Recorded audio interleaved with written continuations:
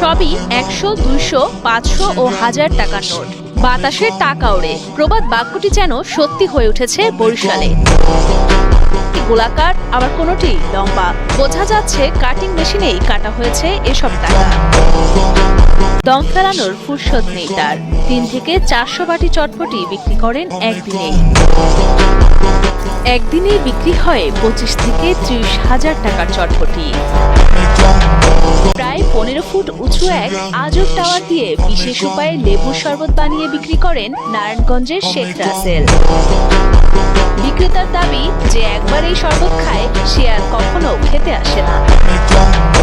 হাঁসের ডিম বিক্রি করেই বছরে 1.5 কোটি টাকা লাভ করছেন চুয়াডাঙ্গার খামারি মোনাজাত। খরচ বাদ দিয়ে এই হাঁসের ডিম বিক্রি করেই 5 থেকে 6 কোটি টাকা মুনাফার আশা করছেন। ফ্রান্সের রাজধানী প্যারিসের রাস্তায় ঝালমুড়ি বিক্রি করছেন বাংলাদেশের সেলিম। প্যারিসের রাস্তায় এক ঠোঙা ঝালমুড়ি তিনি বিক্রি করেন 140 টাকা। এশিয়ান কাপ কোয়ালিফায়ার্সে ভারত বধের দিনে লাই লাই লালন।